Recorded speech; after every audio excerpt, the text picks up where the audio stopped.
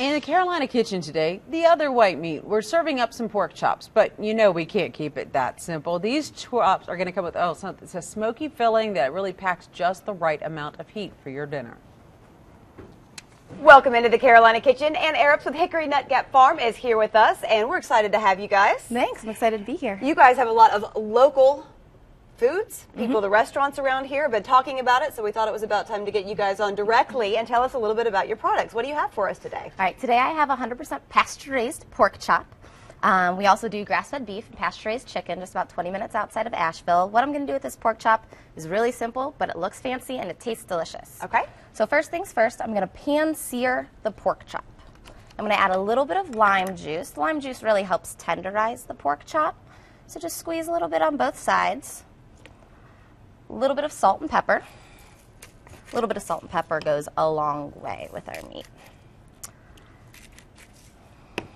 Then I stick it in the pan. I'm going to sear it for about 30 minutes on each side. That just kind of helps seal in the juices. Easy enough. Yeah.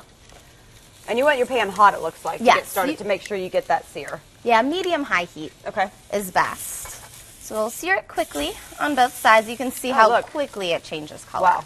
Yeah, it's very, very fast. So after we pan sear it, we're going to take it off.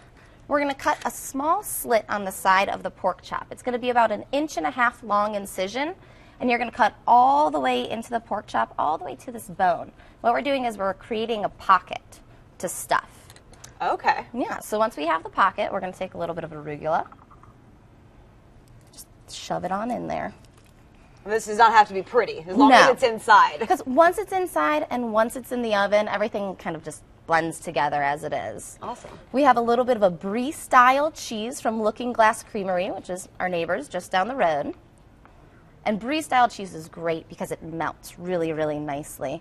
And it's a soft cheese, so obviously it's easy to stuff. Gotcha. Very flavorful. And lastly, we have some of our pork chorizo, which has a little bit of spice to it. And you can get the pork, the chorizo, all at your farm store, right? Out in Fairview. Farm store out in Fairview are open Tuesday through Saturday from 10 to 5. We're open year-round.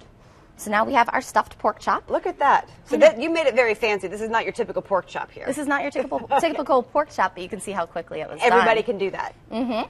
Go ahead, stick it in the pan. We're going to put this pork chop in the oven for about 20 minutes, 350 degrees. Okay. Take it out, and you're done. And that's going to be it. Yeah, that's it. All right, and look, we've got a beautiful finished product over here. Thank you for being with us. Let's get you guys the recipe at home. So simple, and once you get cut into that, you're going to get a little nice surprise inside. Go to our website, WLOS.com, click on the Carolina Kitchen link. That, of course, is the fastest way. Or you can send a self-addressed stamped envelope to 110 Technology Drive, Asheville 28803. Stuffed pork chop from a local farm. Thank you so very much. And that's what's cooking today in the Carolina Kitchen.